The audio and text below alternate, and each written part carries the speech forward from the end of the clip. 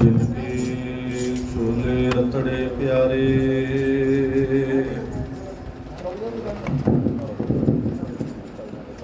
कंत तिना के पास,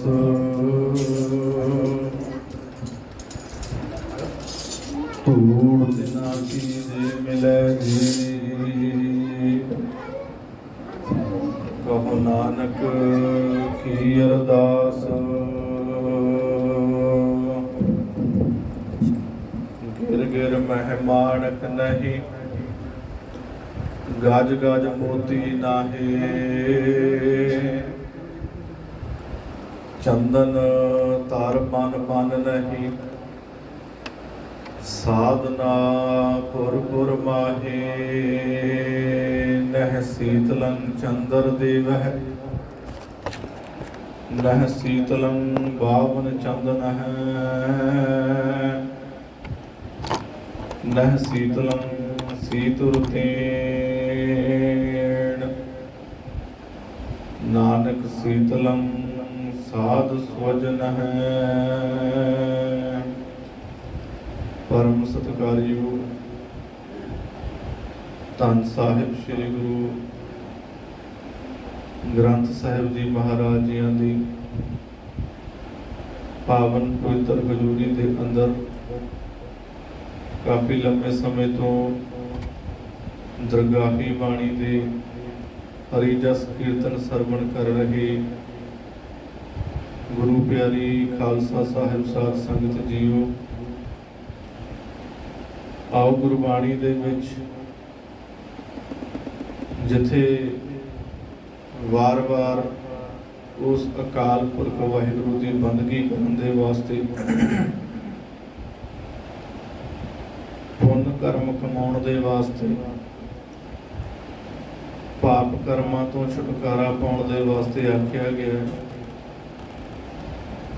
जिन्हां ने पुण्य कर्म कमाए ने पापां नूं त्यागया, उस अकाल पुरख दे नाम दे विच रंगे हुए साधु भगत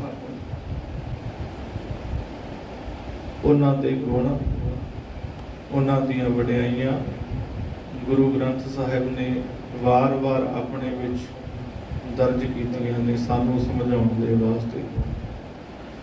अज भी आपां जदों कीर्तन सुनदे सन ਤਾਂ आखिरी धारणा पढ़ी कहते आप निरंकार साधु भेजदा है दुनिया ते भुलियां नूं राहे पाउण लई। बन के साकत ਜਿਹੜੇ ਭੁੱਲ ਜਾਂਦੇ ਰੱਬ ਨੂੰ ਉਹਨਾਂ ਨੂੰ ਕਰਾਉਣ ਯਾਦ ਲੈ। ਮੈਂ ਵੀ ਤੇਰੇ ਚਰਨਾਂ 'ਚ ਆਇਆ ਮੇਰੇ ਮਾਲਕਾਂ ਭੁੱਲਾਂ ਬਖਸ਼ਾਉਣ ਦੇ। ਜਿਨ੍ਹਾਂ ਨੇ ਆਪਣੇ ਕੀਤੇ ਹੋਏ ਪਾਪ ਕਰਮ ਉਹਨਾਂ ਦੀ ਭੁੱਲ ਬਖਸ਼ਾਈ, उस अकाल पुरख दे मालिक दा लड़ फड़ के उस अकाल पुरख दे राह दे उपर तुरे, उन्हां नूं गुरबाणी विच साध आख्या। हुण साध कौन है? कल भी कीर्तन दे विच आपां सरवण करदे सी ना भाई साहब दे गुणों कि साधु कौन है, उन्होंने दस्सिया तुहानूं साखियां दे विच। पर असल विच साध है कौन है? जदों असीं आम तौर पर किसी कीर्तनी के पासों वेखो किसी को माड़ा नहीं आखते, जिहड़ा भी उस अकाल पुरख की कीर्ति करता ना, कीर्ति तो भाव कीर्तन। कीर्तन हुण ये नहीं कि आ थोड़ा समा पहला ढोलकी छैने हारमोनीयम सब वजदे सन, ये कीर्तन है नहीं। कीर्तन का मतलब है कीर्ति। कीर्ति तो भाव है वडियाई, उस रब की वडियाई करनी, उहदे गुण गाउणे। किसी ने दो तारा लिया, वो बजा के रब की कीर्ति की, वडियाई की। भगत नामदेव जी की पावन बाणी की विचार सरवण कर रहे सा काफ़ी समय तो, कई दिनों तो। उन्होंने खड़तालां फड़ियां हाथ दे विच, खड़तालां फड़ के वो बजा बजा के रब के भजन गाए, उस अकाल पुरख की याद में जुड़े, उसकी कीर्ति की। फिर समय के हाकमां ने पंडितां ने खड़तालां खोल लिया, कहते ये नीवी जात का है, ये कोलों खड़तालां खोलो, ये रब की उस्तत नहीं कर सकता, ये उसकी वडियाई नहीं कर सकता। तो फिर भगत नामदेव जी ने जिहड़े पैरां दे विच पाईयां होईयां सन ना खड़ावां, ਫਿਰ ਖੜਾਵਾਂ ਤੋਂ ਖੜਤਾਲਾਂ ਦਾ ਕੰਮ ਲੈਣ ਲੱਗ ਪਏ। ਉਹਨਾਂ ਨੇ ਖੜਤਾਲਾਂ ਵਜਾ ਕੇ ਰੱਬ ਦੀ ਬੰਦਗੀ ਕੀਤੀ। ਭਾਈ ਮਰਦਾਨੇ ਨੇ ਰਬਾਬ ਵਜਾ ਕੇ ਗੁਰੂ ਨਾਨਕ ਸਾਹਿਬ ਮਹਾਰਾਜ ਦੀ ਸੇਵਾ ਕੀਤੀ, ਉਸ ਅਕਾਲ ਪੁਰਖ ਦਾ ਕੀਰਤਨ ਕੀਤਾ। ਇਸ ਕਰਕੇ ਕੀਰਤਨ ਉਹ ਨਹੀਂ ਕਿ ਚਿਮਟੇ ਵੱਜ ਰਹੇ ਹੈ, ਢੋਲਕੀ ਵੱਜ ਰਹੀ ਹੈ, ਹਾਰਮੋਨੀਅਮ ਵੱਜ ਰਿਹਾ ਹੈ, ਤਬਲਾ ਵੱਜ ਰਿਹਾ, ਸਾਰੰਗੀ ਵੱਜ ਰਹੀ ਹੈ, ਨਹੀਂ। ਇਹ ਅਲੱਗ-ਅਲੱਗ ਢੰਗ ਹੈ। ਜਿੱਦਾਂ ਸਕੂਲ ਵਿੱਚ ਕੋਈ ਟੀਚਰ ਮੈਥ ਪੜ੍ਹਾਉਂਦਾ ਹੈ, ਉਹ ਸਵਾਲ ਬੱਚਿਆਂ ਨੂੰ ਦੱਸਦਾ ਹੈ, ਫਿਰ ਉਹਦਾ ਇੱਕ ਮੈਥਡ ਹੁੰਦਾ ਜਿਹਨੂੰ ਫਾਰਮੂਲਾ ਕਹਿ ਦਿੰਦੇ ਆ। ਉਹ ਫਾਰਮੂਲੇ ਦੇ ਨਾਲ ਸਮਝਾਉਣ ਦਾ ਯਤਨ ਕਰਦਾ ਹੈ। ਦੇਖੋ, ਜੇ ਬੱਚੇ ਨੂੰ ਉਂਝ ਸਮਝਾਈਏ ਨਾ, ਉਹ ਸਮਝੇਗਾ ਨਹੀਂ। ਫਿਰ ਉਹਨੂੰ ਫਾਰਮੂਲਾ ਦਿੱਤਾ ਜਾਂਦਾ, ਇੱਕ ਮੈਥਡ ਦਿੱਤਾ ਜਾਂਦਾ, ਫਿਰ ਉਹ ਮੈਥਡ ਦੇ ਨਾਲ ਸਮਝ ਜਾਂਦਾ। ਜੇ ਮੈਥਡ ਥੋੜ੍ਹਾ ਔਖਾ ਹੋਵੇ ਨਾ, ਫਿਰ ਇਹ ਨਹੀਂ ਕਿ ਇੱਕ ਜੋ ਸਵਾਲ ਹੈ ਉਹਨੂੰ ਸੋਲਵ ਕਰਨ ਦਾ, ਉਹਨੂੰ ਹੱਲ ਕਰਨ ਦਾ ਇੱਕ ਮੈਥਡ ਹੈ, ਨਹੀਂ। ਮੈਥਡ ਬਹੁਤ ਨੇ। ਸਿੱਖੇ ਹੁਣ ਤਾਂ ਇੱਕ ਤਰੀਕੇ ਨਾਲ ਸਮਝਾਉਣ ਦਾ ਯਤਨ ਕੀਤਾ ਜਾਂਦਾ, ਨਹੀਂ ਸਮਝਦਾ, ਫਿਰ ਅਧਿਆਪਕ ਟੀਚਰ ਕੀ ਕਰਦਾ, ਦੂਸਰਾ ਮੈਥਡ ਉਹਦੇ ਉੱਪਰ ਲਾਗੂ ਕਰਦਾ ਹੈ ਕਿ ਇਸ ਸਵਾਲ ਨੂੰ ਜੇ ਇਸ ਤਰੀਕੇ ਦੇ ਨਾਲ, ਇਸ ਫਾਰਮੂਲੇ ਦੇ ਨਾਲ ਸਮਝ ਨਹੀਂ ਨਾ ਪਿਆ ਤੁਹਾਨੂੰ, ਫਿਰ ਆਹ ਦੂਸਰਾ ਮੈਥਡ ਹੈ। ਇਹ ਸਾਧਨ ਨੇ। ਕਿਸੇ ਨੇ ਢੋਲਕੀ ਵਜਾਈ, ਕਿਸੇ ਨੇ ਤਬਲਾ ਵਜਾਇਆ, ਕਿਸੇ ਨੇ ਖੜਤਾਲਾਂ ਵਜਾਈਆਂ, ਕਿਸੇ ਨੇ ਸਾਰੰਗੀ ਰਬਾਬ ਵਜਾਈ, ਕੀਤੀ ਉਸ ਅਕਾਲ ਪੁਰਖ ਦੀ ਕੀਰਤੀ ਹੈ। ਮੈਥਡ ਜਿਹੜਾ ਮਰਜ਼ੀ ਵਰਤ ਲਓ, ਅਖੀਰ ਤੇ ਸਵਾਲ ਦਾ ਜਵਾਬ ਹੀ ਨਿਕਲਣਾ। ਅਖੀਰ ਤੇ ਪਹੁੰਚਣਾ ਉਸ ਅਕਾਲ ਪੁਰਖ ਦੀ ਦਰਗਾਹ ਦੇ ਵਿੱਚ ਹੈ।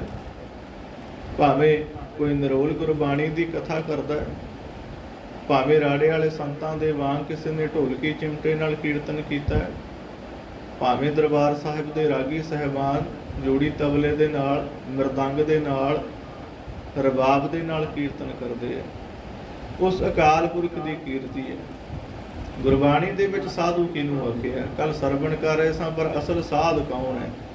ਆਮ ਤੌਰ ਤੇ ਕੀ ਕੀਤਾ ਜਾਂਦਾ ਕਿ ਸਾਧੂ ਦੇ ਨਾ 3 ਗੁਣ ਦੱਸ ਕੇ ਕਹਿੰਦੇ ਜਿਹਦੇ ਵਿੱਚ ਇਹ 3 ਗੁਣ ਨੇ ਉਹ ਸਾਧੂ ਹੈ। ਨਹੀਂ। ਨਾਮ ਭਗਤਨ ਕੇ ਸੁਖ ਅਸਥਾਨ, ਉਹ ਭਗਤ ਜਿਹਦੇ ਹਿਰਦੇ ਦੇ ਵਿੱਚ ਨਾਮ ਨੇ ਆਪਣਾ ਅਸਥਾਨ ਬਣਾ ਲਿਆ। ਨਾਮ ਭਗਤਨ ਕੇ ਸੁਖ ਅਸਥਾਨ, ਜਿਸ ਭਗਤ ਦੇ, ਜਿਸ ਰੱਬ ਦੇ ਪਿਆਰੇ ਦੇ, ਬੰਦਗੀ ਕਰਨ ਵਾਲੇ ਦੇ, ਉਸ ਅਕਾਲ ਪੁਰਖ ਦੇ ਨਾਮ ਨੇ ਉਹਦੇ ਹਿਰਦੇ ਦੇ ਵਿੱਚ ਆਪਣਾ ਅਸਥਾਨ ਬਣਾ ਲਿਆ, ਘਰ ਬਣਾ ਲਿਆ, ਉਹ ਭਗਤ ਹੈ, ਉਹ ਸਾਧੂ ਹੈ। ਸਾਧ ਨਾਮ ਨਿਰਮਲਤਾ ਕੇ ਕਰਮ। ਗੁਰਬਾਣੀ ਨੂੰ ਪੁੱਛ ਲਈਏ, ਗੁਰੂ ਗ੍ਰੰਥ ਸਾਹਿਬ ਮਹਾਰਾਜ ਨੂੰ ਪੁੱਛ ਲਈਏ ਕਿ ਸਾਧੂ ਕੌਣ ਹੈ? ਕਹਿੰਦੇ ਜਿਹਦੇ ਕਰਮ ਨਿਰਮਲ ਨੇ। ਕਰਮ ਸਾਰ ਸੰਗਤ ਇਹ ਨਹੀਂ ਕਿ ਹੱਥ ਦੇ ਨਾਲ ਕੰਮ ਕਰ ਰਹੇ ਆ ਉਹ ਕਰਮ ਹੈ, ਨਹੀਂ। ਤੇਰੇ ਪੈਰ ਘਰ ਤੋਂ ਨਿਕਲੇ, ਇਹਨਾਂ ਨੇ ਮੰਦਿਰ ਵਿੱਚ ਗਏ, ਇਹ ਮਸਜਿਦ ਦੇ ਵਿੱਚ ਗਏ, ਇਹ ਗੁਰਦੁਆਰੇ ਦੇ ਵਿੱਚ ਗਏ, ਜਾਂ ਇਹ ਸਿਨੇਮੇ ਦੇ ਵਿੱਚ ਗਏ, ਜਾਂ ਠੇਕੇ ਤੇ ਗਏ, ਇਹ ਤੁਹਾਡੇ ਕਰਮ, ਪੈਰਾਂ ਦਾ ਕਰਮ ਹੈ। ਪੈਰ ਵੀ ਚੰਗੇ ਮਾੜੇ ਕਰਮ ਕਰਦੇ। ਜੇ ਘਰ ਤੋਂ ਨਿਕਲੇ ਨੇ, ਗੁਰਦੁਆਰੇ ਗਏ, ਤਾਂ ਕਰਮ ਚੰਗਾ ਹੈ। ਸਤ ਸੰਗਤ ਵਿੱਚ ਬਿਠਾਇਆ ਤੁਹਾਨੂੰ ਲਿਜਾ ਕਰਕੇ, ਤੁਹਾਡੇ ਸਰੀਰ ਦੇ 17 ਤੱਤਾਂ ਨੂੰ ਉਸ ਅਕਾਲ ਪੁਰਖ ਦੀ ਯਾਦ ਵਿੱਚ ਜੋੜਿਆ। ਪੈਰ ਚੱਲ ਕੇ ਗਏ, ਬੈਠੇ, 17 ਦੇ 17 ਤੱਤ ਉਸ ਅਕਾਲ ਪੁਰਖ ਦੀ ਯਾਦ ਵਿੱਚ ਜੁੜੇ, ਤਾਂ ਕਰਮ ਨਿਰਮਲ ਹੈ, ਚੰਗਾ ਕਰਮ ਹੈ। ਤੇ ਜੇ ਇਹੀ ਪੈਰ ਤੁਹਾਨੂੰ ਘਰ ਤੋਂ ਕੱਢਣ ਤੇ ਲਿਆ ਕਰਕੇ ਤੁਹਾਨੂੰ ਜੂਏ ਖਾਨੇ ਵਿੱਚ ਬਿਠਾ ਦੇਣ, ਜਾਂ ਸਿਨੇਮੇ ਘਰ ਦੇ ਵਿੱਚ ਬਿਠਾ ਦੇਣ, ਜਾਂ ਫਿਰ ਸਾਰ ਸੰਗਤ ਕਿਤੇ ਜਿੱਥੇ ਵਿਕਾਰ ਕਮਾਏ ਜਾਂਦੇ ਹੋਣ ਉੱਥੇ ਬਿਠਾ ਦੇਣ, ਤਾਂ ਕਰਮ ਨਿਰਮਲ ਨਹੀਂ। ਕਰਮ ਮੈਲੇ ਨੇ। ਇਹ ਨਹੀਂ ਸੋਚਣਾ ਕਿ ਹੱਥ ਦੇ ਨਾਲ ਕਰਮ ਕਰਦੇ ਆ ਤਾਂ ਇਹੀ ਇਕੱਲਾ ਕਰਮ ਹੈ, ਨਹੀਂ। ਤੇਰੀਆਂ ਅੱਖਾਂ ਕਰਮ ਕਰ ਰਹੀਆਂ ਨੇ, ਤੇਰੀ ਜੀਭ ਕਰਮ ਕਰ ਰਹੀ ਹੈ, ਕਿਸੇ ਨੂੰ ਮਾੜਾ ਬੋਲ ਰਹੀ ਹੈ, ਤਾਂ ਕਰਮ ਸਾਧ ਸੰਗਤ ਦੀ ਮੈਲਾ ਹੈ। ਤੇਰੇ ਹੱਥ ਉਸ ਅਕਾਲ ਪੁਰਖ ਦੀ ਯਾਦ ਵਿੱਚ ਜੁੜ ਕੇ ਸੇਵਾ ਕਰਦੇ ਹੈ, ਲੰਗਰ ਵਰਤਾਉਂਦੇ ਹੈ, ਝਾੜੂ ਮਾਰਦੇ ਹੈ, ਪਾਵਨ ਦਰਬਾਰ ਦੀਆਂ ਦਰੀਆਂ ਨੂੰ ਸਾਫ਼ ਕਰਦੇ ਆ, ਸਿੱਧੀਆਂ ਕਰਦੇ ਆ, ਵਲ ਕੱਢਦੇ ਆ ਇਹਦੇ ਵਿੱਚੋਂ, ਤਾਂ ਕਰਮ ਤੇਰੇ ਨਿਰਮਲ ਨੇ। ਤੇਰੇ ਹੱਥਾਂ ਦੇ ਕੋਲੋਂ ਕਿਸੇ ਭੁੱਖੇ ਨੂੰ ਰੋਟੀ ਦਿੱਤੀ ਗਈ, ਕਰਮ ਨਿਰਮਲ ਹੈ। ਜਾਂ ਤੇਰੇ ਹੱਥਾਂ ਦੇ ਕੋਲੋਂ ਕਿਸੇ ਦੇ ਮੂੰਹ ਦੇ ਵਿੱਚ ਬੁਰਕੀ ਖੋਈ ਗਈ ਤਾਂ ਕਰਮ ਨਿਰਮਲ ਨੇ। ਸਰੀਰ ਦੇ 17 ਤੱਤ ਨੇ ਤੇ 17 ਦੇ 17 ਤੱਤ ਕਰਮ ਕਰਨ ਵਾਲੇ ਹੈ। ਜਾਂ 5 ਗਿਆਨ ਇੰਦਰੀ, 5 ਕਰਮ ਇੰਦਰੀ ਮੰਨ ਲਓ ਵੀ ਜਿਹੜੇ ਕਰਮ ਇੰਦਰੀ ਆ ਸਾਡੇ ਹੈ ਨਾ, ਸਾਡੇ ਸਰੀਰ ਦੇ 17 ਤੱਤ ਆ। ਜਦੋਂ ਗ੍ਰੰਥ ਪੜ੍ਹਦੇ ਹਾਂ ਜਾਂ ਆਮ ਤੌਰ ਤੇ ਜਦੋਂ ਆਪਾਂ ਅਧਿਐਨ ਕਰਨਾ ਸ਼ੁਰੂ ਕਰਦੇ ਆ ਨਾ ਗ੍ਰੰਥਾਂ ਦਾ, ਤਾਂ ਉਹਦੇ ਵਿੱਚ ਸਾਡੇ ਸਥੂਲ ਸਰੀਰ ਦੇ ਤੱਤ ਨੇ, ਸਾਡੇ ਸੂਖਸ਼ਮ ਸਰੀਰ ਦੇ ਤੱਤ ਨੇ। ਸਰੀਰ ਨੂੰ ਹੁਣ 2 ਪ੍ਰਕਾਰ ਦਾ ਸਰੀਰ ਮੰਨਿਆ ਗਿਆ। ਇਹ ਇੱਕ ਸਥੂਲ ਸਰੀਰ ਹੈ, ਇੱਕ ਸੂਖਸ਼ਮ ਸਰੀਰ ਹੈ। ਸੂਖਸ਼ਮ ਸਰੀਰ ਕਿਹੜਾ? ਜਿਹਨੂੰ ਦਰਦ ਹੁੰਦਾ ਹੈ। ਸਥੂਲ ਸਰੀਰ ਕਿਹੜਾ? ਜਿਹੜਾ ਦਿਸਦਾ ਹੈ ਸਾਡਾ। ਸੂਖਸ਼ਮ ਕਿਹੜਾ? ਜਿਹੜਾ ਦਿਸਦਾ ਨਹੀਂ। ਸੂਖਸ਼ਮ ਪਰ ਸਾਧ ਸੰਗਤ ਗ੍ਰੰਥਾਂ ਦੇ ਵਿੱਚ 3 ਪ੍ਰਕਾਰ ਦੇ ਸਰੀਰ ਦਾ ਯਤਨ ਕੀਤਾ ਗਿਆ। ਇੱਕ ਸਥੂਲ ਸਰੀਰ ਹੈ, ਇੱਕ ਸੂਖਸ਼ਮ ਸਰੀਰ ਹੈ, ਇੱਕ ਜਿਹੜਾ ਮਰਨ ਤੋਂ ਬਾਅਦ ਸਾਡੇ ਅੱਖਾਂ ਦੁਆਰਾ, ਸਾਡੇ ਹੱਥਾਂ ਦੁਆਰਾ, ਸਾਡੇ ਪੈਰਾਂ ਦੁਆਰਾ, ਸਾਡੀ ਜੀਭ ਦੁਆਰਾ ਕੀਤੇ ਗਏ ਕਰਮ, ਭਾਵੇਂ ਉਹ ਚੰਗੇ ਹੈ ਭਾਵੇਂ ਉਹ ਮਾੜੇ ਹੈ, ਜਿਹੜੇ ਉਹਨਾਂ ਕਰਮਾਂ ਦਾ ਲੇਖਾ ਜੋਖਾ ਭੁਗਤਦਾ ਹੈ ਨਾ ਜਿਹੜਾ ਸਰੀਰ, ਉਸ ਸਰੀਰ ਦਾ ਨਾਮ ਹੈ ਯਾਤਨਾ ਸਰੀਰ। ਯਾਤਨਾ ਸਰੀਰ 3 ਪ੍ਰਕਾਰ ਦੇ ਸਰੀਰ ਹੈ। ਸਥੂਲ ਸਰੀਰ, ਸੂਖਸ਼ਮ ਸਰੀਰ ਤੇ ਯਾਤਨਾ ਸਰੀਰ। ਸਥੂਲ ਤੇ ਸੂਖਸ਼ਮ, ਸਥੂਲ ਸਰੀਰ ਹੈ ਨਾ ਜਿਹੜਾ ਦਿਸਣ ਵਾਲਾ ਹੈ, ਉਹ ਤਾਂ ਇੱਥੇ ਹੀ ਸੁਆਹ ਹੋ ਜਾਂਦਾ। ਜਦੋਂ ਅਗਨ ਭੇਟ ਕਰੀਦਾ ਨਾ, ਸੰਸਕਾਰ ਕਰੀਦਾ, 5 ਦੇ 5 ਤੱਤ ਆਪੋ ਆਪਣੇ ਤੱਤਾਂ ਦੇ ਵਿੱਚ ਵਿਲੀਨ ਹੋ ਜਾਂਦੇ ਆ। ਕਹਿ ਦਿੰਦੇ ਨਾ 5 ਭੂਤਕ ਸਰੀਰ ਦਾ ਪਰਿਤਿਆਗ ਕਰ ਗਏ। 5 ਤੱਤਾਂ ਤੋਂ ਸਰੀਰ ਬਣਿਆ, ਹਵਾ, ਪਾਣੀ, ਅਗਨੀ, ਆਕਾਸ਼ ਤੇ ਧਰਤੀ। ਇਹ 5 ਤੱਤਾਂ ਦਾ ਸਰੀਰ ਬਣਿਆ ਤੇ 5 ਦੇ 5 ਤੱਤ ਆਪੋ ਆਪਣੇ ਤੱਤਾਂ ਵਿੱਚ ਜਾ ਕੇ ਸਮਾ ਜਾਂਦੇ ਆ। ਸਰੀਰ ਮਿੱਟੀ ਹੋ ਜਾਂਦਾ ਹੈ, ਧੂਆਂ ਉੱਡ ਕੇ ਆਕਾਸ਼ ਵਿੱਚ ਚਲਿਆ ਜਾਂਦਾ ਹੈ। ਜਿਹੜੇ ਸਾਡੇ ਸਰੀਰ ਦੇ ਵਿੱਚ 72% ਪਾਣੀ ਹੈ ਸਾਡੇ ਸਰੀਰ ਦੇ ਵਿੱਚ। ਇਸੇ ਕਰਕੇ ਸਰੀਰ ਨੂੰ ਧਰਤੀ ਕਿਹਾ ਗਿਆ। ਕਿਉਂ? ਕਿਉਂਕਿ ਧਰਤੀ ਉੱਪਰ ਵੀ 72% ਪਾਣੀ ਹੈ ਤੇ ਜਿੱਥੇ ਵਸੋਂ ਵਸਦੀ ਹੈ, ਜਿੱਥੇ ਸਾਡੇ ਵਰਗੇ ਲੋਕ ਰਹਿੰਦੇ ਆ, ਉਹ 28% ਹੈ। 28% ਦੇ ਉੱਪਰ ਲੋਕ ਰਹਿੰਦੇ ਆ, ਜੀਵ ਜੰਤੂ ਰਹਿੰਦੇ ਨੇ ਤੇ 72% ਧਰਤੀ ਉੱਪਰ ਪਾਣੀ ਹੈ। ਇੱਦਾਂ ਹੀ ਸਾਡੇ ਸਰੀਰ ਦੇ ਵਿੱਚ ਹੈ 72% ਪਾਣੀ। ਇਸੇ ਕਰਕੇ ਸਰੀਰ ਨੂੰ ਧਰਤੀ ਕਿਹਾ ਗਿਆ। ਇਹੋ ਸਰੀਰ ਕਰਮਾਂ ਕੀ ਧਰਤੀ, ਜੋ ਬੋਵੈ ਸੋ ਖਾਤ। ਇਸ ਸਰੀਰ ਰੂਪ ਧਰਤੀ ਦੇ ਵਿੱਚ ਜੇ ਤੂੰ ਕਰਮ ਰੂਪ ਬੀਜ, ਚੰਗਾ ਕਰਮ ਬੀਜਿਆ ਨਾ, ਤਾਂ ਉਹਦਾ ਵੀ ਫਲ ਤੈਨੂੰ ਖਾਣਾ ਪੈਣਾ, ਉਹਦਾ ਵੀ ਫਲ ਤੈਨੂੰ ਮਿਲੇਗਾ। ਜੇ ਇਸ ਸਰੀਰ ਰੂਪ ਧਰਤੀ ਦੇ ਵਿੱਚ ਤੇਰੀਆਂ ਅੱਖਾਂ ਨੇ, ਤੇਰੇ ਹੱਥਾਂ ਨੇ, ਤੇਰੀ ਜੀਭ ਨੇ, ਤੇਰੇ ਪੈਰਾਂ ਨੇ, ਤੇਰਿਆਂ ਕੰਨਾਂ ਨੇ, ਹੁਣ ਕੰਨ ਵੀ ਕਰਮ ਕਰਦੇ ਆ, ਤੇ ਇਹਨਾਂ ਨੇ ਜੇ ਪੁੰਨ ਪਾਪ ਕਰਮ ਬੀਜਿਆ ਨਾ, ਤਾਂ ਉਹਦਾ ਫਲ ਵੀ ਤੈਨੂੰ ਖਾਣਾ ਪਏਗਾ। ਭੋਗਿਆ ਬਿਨ ਭਾਗਿਆ ਨਹੀਂ, ਕਰਮ ਗਤੀ ਬਲਵਾਨ, ਜਿੱਥੇ ਮਰਜੀ ਭੱਜ ਲਓ। ਇਹ ਨਹੀਂ ਕਿ ਇਸ ਗੁਰਦੁਆਰਾ ਸਾਹਿਬ ਦੀ 4 ਦੀਵਾਰੀ ਦੇ ਵਿੱਚ ਕਰਮ ਮਾੜਾ ਕਮਾਇਆ, ਇੱਥੋਂ ਭੱਜ ਜਾਈਏ, ਉਸ ਮਾੜੇ ਕਰਮ ਤੋਂ ਛੁਟਕਾਰਾ ਹੋ ਜਾਏਗਾ। ਨਹੀਂ, ਛੁਟਕਾਰਾ ਨਹੀਂ ਹੋਣਾ। ਭੋਗਿਆ ਬਿਨ ਭਾਗਿਆ ਨਹੀਂ, ਭੋਗਣ ਤੋਂ ਬਿਨਾ ਭੱਜਿਆ ਨਹੀਂ ਜਾਣਾ, ਜਿੱਥੇ ਮਰਜੀ ਭੱਜ ਲੈ। ਇਸੇ ਕਰਕੇ ਸਾਧ ਸੰਗਤ ਜੀ, ਸਾਧ ਕੌਣ ਹੈ? ਸਾਧ ਨਾਮ ਉਹਦਾ ਹੈ, ਸਾਧ ਨਾਮ ਤਾਂ ਕਿ ਨਿਰਮਲ ਕਰਮ ਜੀ, ਤੇ ਕਰਮ ਨਿਰਮਲ ਹੈ। ਜਿਹਦੀਆਂ ਅੱਖਾਂ ਨੇ ਕਦੇ ਮਾੜਾ ਨਹੀਂ ਤੱਕਿਆ, ਜਿਹਦੀ ਜੀਭ ਨੇ ਕਦੇ ਮਾੜਾ ਨਹੀਂ ਬੋਲਿਆ। ਹੁਣ ਜੀਭ ਵੀ ਕਰਮ ਕਮਾ ਰਹੀ ਹੈ। ਜੇ ਤੇਰੇ ਜੀਭ ਕਿਵੇਂ ਕਰਮ ਕਮਾਉਂਦੀ, ਚੰਗਾ ਕਰਮ ਕਿੱਦਾਂ ਕਮਾਉਂਦੀ, ਮਾੜਾ ਕਿੱਦਾਂ ਕਮਾਉਂਦੀ, ਕਹਿੰਦੇ ਉਹ ਕਰਮ ਚੰਗਾ ਤੇਰੀ ਜੀਭ ਦੁਆਰਾ ਕੀਤਾ ਗਿਆ। ਤੇਰੀ ਜੀਭ ਤੋਂ ਕੀ ਕਰਮ ਕਰਦੇ ਅਸੀਂ? ਬੋਲਦੇ ਹਾਂ। ਕਹਿੰਦੇ ਜੀਭ ਤੋਂ ਬੋਲਿਆ ਜਾਂਦਾ ਹੈ। ਜੇ ਤੇਰੇ ਬੋਲਣ ਦੇ ਨਾਲ ਕਿਸੇ ਦੇ ਮਨ ਨੂੰ ਸ਼ਾਂਤੀ ਮਿਲਦੀ ਹੈ ਨਾ, ਤਾਂ ਕਰਮ ਨਿਰਮਲ ਹੈ ਜੀਭ ਦਾ।